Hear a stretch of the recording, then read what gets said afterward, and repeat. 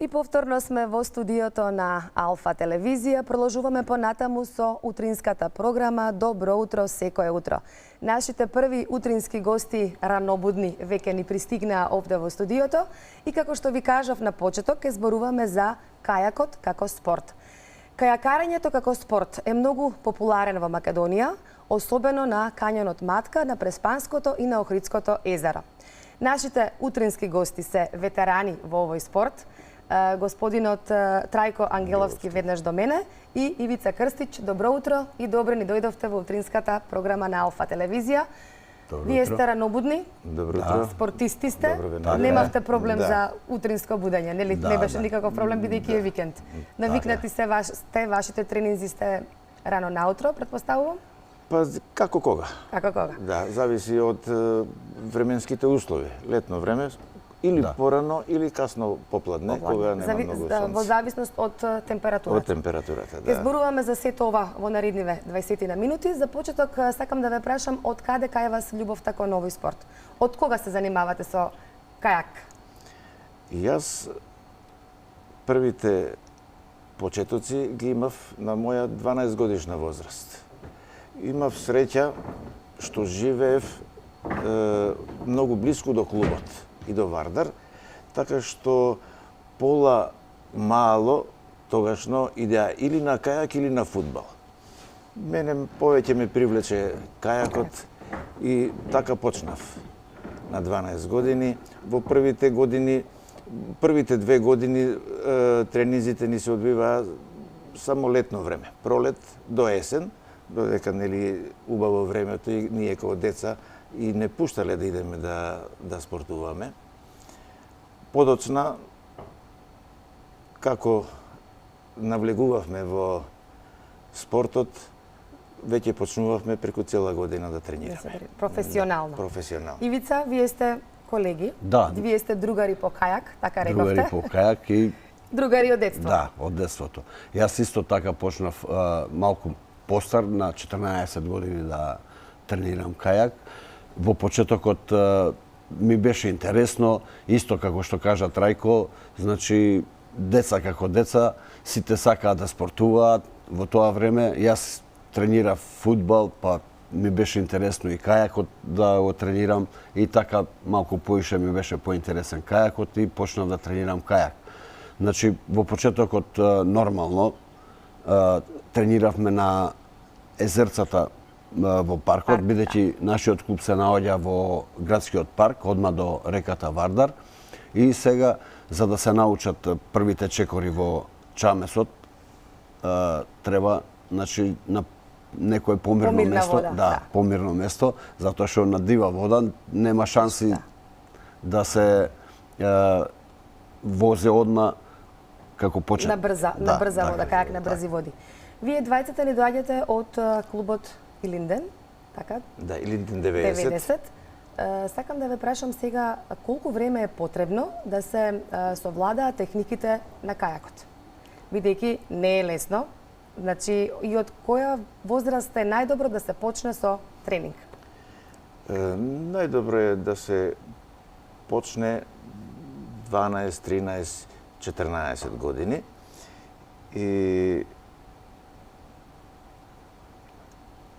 колку време е потребно за да се совладаат? За да се совладаат оние почетни знаења, треба сигурно 1 до 2 сезони. Тоа значи во како месеци пионерчиња. Па 6 месеци, значи 2, пошто бидејќи ви кажав, ние нели као почетници трениравме само летно време, значи првата сезона во езерцата сме веслале, втората веќе почнувавме на Вардар да возиме, и третата година веќе и Матка ја возевме и одевме на надпревари во поранешна Југославија. За тоа ќе зборуваме подоцна, за надпреварите. Еве, одати некои инсерти може да погледнете. Сакав да прашам како се поделени групите? Има сениори, јуниори, вие сте ветерани. Така е. Значи, пионерите се до 15 години, потоа од 15 до 18 се јуниорите, од 18 нагоре веќе се сениори и постои една дисциплина сениори под 23 години. Има ли интерес? Па интерес има. Ме интересира Моментално девојчиња за Да, припадничките да. на понежниот пол. Дали и тие исто така и може да се девојчињата запишат? сакаат да тренираат кајак и има девојчиња во кајакот на Деви води. Кај нас во клубот Илинден имаше околу 5-6 девојчиња, со тоа што во моментов имаме едно или две девојчиња, останаа да веслаат, затоа што девојчињата во принцип кога ќе подпораснат малце повеќе, кои ќе направат веќе 18-19 години и не се задржуваат во кајакот. Така да еве, ние имавме 5 девојчиња, од тие 5 девојчиња остана, мислам дека уште едно или две девојчиња. Во клубовите други што се во Велес има, мислам дека 5 клуба, има 2-3 девојчиња, исто така има и еден клуб во Демир Капија, кај што има и таму едно девојче. Тоа девојче настапуваше, мислам, последната година и на меѓународни надпревари, така да интересот е доста... Потребна ли е некоја претходна физичка подготовка за да се почне со овој спорт? Не. Меѓутоа треба да Прво да што сте основно сите пливачи, да основно знаат. е што сите знаат да пливаат и не се плашат да влезат во чамец. Обично во почеток се плашат да не се превртат, а се случува тоа и ги фаќа паника. Кој ќе се преврти веќе не знае каде се наоѓа, нели, на таа возраст 13-14 години. Така што некој пат и намерно ги превртуваме младите за да се навикнат, да стекнат искуство. Имате настапувано на голем број надпревари, како во поранешна Југославија, така и на европски и светски првенства. И ни кажете ли малку за вашите искуства? Вие се враќате секогаш во последно време со први, втори, трети места, иако сте ветерани. Велите, ние сме пензионери, ама сме непобедливи на кајак во брзи води.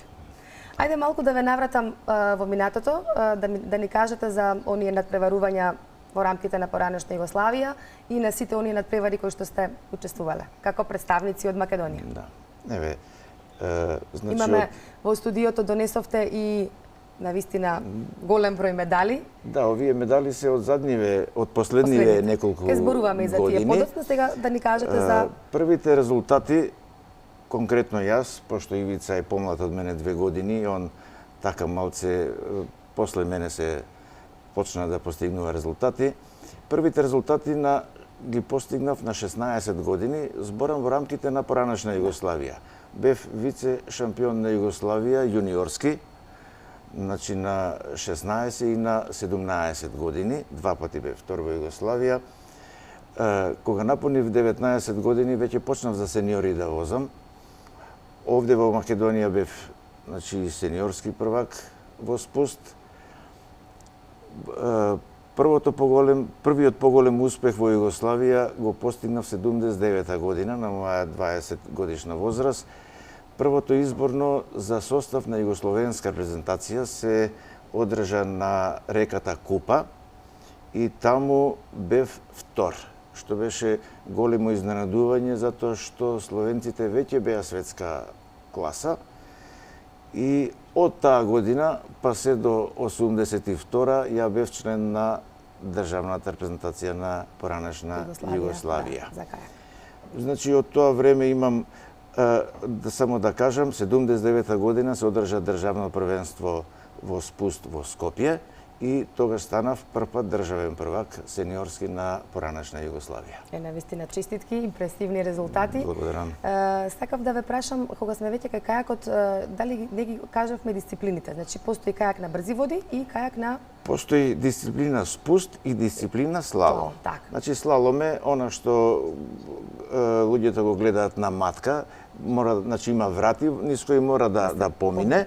Така и тие трки се кратки од минута, минута и пол, додека ние некако повеќе не привлекуваше спустот, затоа што е Тоа повеќе ве возбудува, така? Да, поопасен е, така и... Спаѓа во екстремен спорт или... Па скоро. Не, буквално, ама скоро, затоа што трките во европски рамки се одржувале на планински реки. И обично стартот е од едно планинско село во Алпите до друго село, проаѓаме низ кањони, низ карпи, така што стварно е тешко, меѓутоа и многу убаво. Се случуваат некогаш некои несакани Се ситуации случуваат, се случуваат, има... Велите, проаѓате покрај брзи реки, покрај канјони. Еве само еден пример ќе ви кажам. 75-та година на светското првенство што беше овде во Скопје, спустот се одржа на Радика. Од негде 70 такмичари, само 30 стигнаа во целта. До целта. Да. Така. Сега да ми кажете оно што се случуваше минатата недела, на крајот на месец март, бевте на Европско првенство во Босна и во Чачак. Не, Балкански куп е тоа. Значи, тука освоивте награди. Прво, второ место. Да, ние значи неколку години наназад се надпреваруваме во ветеранска конкуренција на поранешните простори од Југославија. Има доста наши врсници кои што се уште тренираат и се појавуваат на овие трки. Босна и Србија е Балканска лига, ново формирана од лани, и финалето ќе биде овде во Велес, мислам, во август месец. Така што во Босна јас освоив прво место, а Крстич беше трет. Само да кажам дека најмладиот учесник беше негде околу 42-3 години. Значи, скоро 20 и некоја година помлади од вас. Да. Ивица, вашите искуства? Па, за да ни кажете за Чачак? Тамо исто така, да. Во Чачак се одржуваше второто коло на Балканската лига и имаше доста ветерани. Значи, ние бевме тројца од Македонија, јас, Трајко и Перо Доновски. За жал, не знам од која причина не дојде денеска, требаше и он да дојде. Потоа имаше од Србија ветерани и од Босна имаше ветерани. Со тоа што, како што кажа Трајко, он е најстар учесник на ветеранските надпревари, после него сум јас, ама надпреварите завршија со прво и второ место, така да помладите најверојатно треба да тренираат малку повеќе за да не стасаат. Така да... Тоа значи дека сте се уште во одлична форма, да. Без разлика што спаѓате во групата на ветерани. Сакав да ве прашам уште која опрема е потребна за да се занимаваат луѓето со овој спорт. Значи... Дали во клубот ја давате вие опремата кога ќе се почне со тренирање? Да. Опремата не е ефтина. Значи скапа е и основна опрема кајакот, весла, за да настапува на надпревари мора да има појас кој треба да издржи 60, 70, 80 килограми да не потоне надпреваравајуцот и кацига. Значи, без таа опрема не можеме да настапиме на било кој меѓународен надпревар. Овде, пошто немаме сега која надпреваруваме во Скопје... За почетници, што е потребно? За почетници, кај нас во клубот, значи само кајакот, весла и за да го затвориме значи отворот на кајакот, шпризерка се вика тој дел, значи мора да има за да не му влегува вода во чамецот. Така. Да најавиме и уште едно првенство во мај месец во Скопје. Да, во мај месец ќе се одржи Европското првенство за сеньори, каде што ќе земеме учество и ние ветераните на тоа Европско првенство од 16 до 20 мај. Па се надевам дека на тоа Европско првенство ќе дојдат многу такмичари од европските држави, од Енглеска, од Германија, од Холандија, од Белгија, од Швајцарија, од Франција. Каде што е кајакот на највисоко ниво. Така да, мислам дека ќе биде многу интересно и апел до љубителите на кајакот на диви води да дојдат тој период на матка и да проследат еден убав надпревар што ќе се одржи во Скопје. Така. Кои се придобивките од кајакот? Еве, што би им препорачале на младите? Со какви вештини ќе се стекнат? Какви знаења? Знаете што, кајакот е спорт кој што се одвива во надворешни услови. Значи нема заглушливи сали, нема ова. И што да ви кажам, значи, еве не гледате нас, 65 години, се уште сме Витални, активни. да. Се уште сме активни, се уште сме витални. Не ги осеќаме годините. Да, така што со било кој спорт да се занимаваат младите, значи е добро. Ме интересира тренингот во зимски услови. Како се одвива? Бидејќи рековте дека е спорт на отворено, што се случува во зима? Како се Исто одвива така тренинзи? во зимскиот период Кога се температурите тренираме, ниски. Кога се температурите ниски, се ако се многу ниски, да речеме минус 1, 2, 3, 5, тоа е веќе екстремно ладно. Тренираме во затворен простор, во теретана и трчаме за да се одржува кондицијата. Да се одржува кондицијата. А кога ќе падне температурата до 0 степени, 3 степени, 5 степени, ние сепак пак идеме на тренинг, на вода и весламе. Во почетокот на тренингот, некаде 5 до 10 минути е малце ладно, дур се загрееме, потоа не е проблем.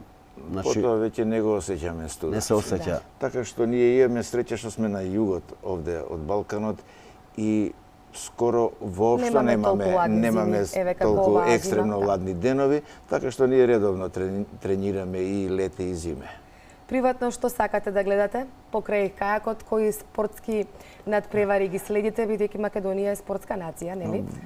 Да ви кажам, ја сите надпревари кога игра македонската репрезентација во било кој спорт, особено ракомет или фудбал, ги следам и не ги пропуштам и дури никого не оставам тука во соба, сакам некој пат и да изреагирам малце така кога не сме добри, нели, кога почнуваме да губиме. Меѓутоа, и покрај тоа, секогаш сум оптимист и секогаш мислам дека ќе победиме на било кој надпревар, така што ги... Медалите? Ми кажуваат од режија, споменав дека имате многу медали и пехари. Овие се медали од настапите на меѓународните надпревари што ги имавме во ветеранска конкуренција. Тоа се медалите од Босна и Херцеговина од минатата година и од Србија, од Чачак оваа година и минатата година. Инаку, надпреварите во Босна и Херцеговина се одржуваат во местото Завидовичи, каде што имаме, да кажам, многу добар срдечен пречек од организаторот на, морам да го спомнам, Суат Слипич е доста добар организатор, каде што мислам дека дур можеме да тренираме, ќе одиме таму да настапуваме на тоа надпреварување. Јас на вистина ви благодарам за вашето учество во емисијата. Ви посакувам уште многу надпревари, пред се да ве служи здравието, да настапувате како во Македонија, така и надвор од Македонија. Имате сега следно првенство, рековме, веќе го најавивме во месец мај, на Кањонот Матка. Ви благодарам за учеството во нашата емисија и се гледаме во некоја наредна прилика. Благодариме на поканата. Исто така, јас ви се заблагодарувам на оваа покана, што можевме малку да зборуваме за кајакот, нашата прва љубов спортска, и да им препорачам на младите да дојдат, да не потражат во клубот, да видат колку е тој спорт убав, и ја мислам дека доста од нив ќе останат и да спортуваат. Така. Како за спорт и рекреација, така не мора да се надпреваруваат, ете за почеток, сепак спортот е здравје. Ви благодарам уште еднаш за учеството во емисијата.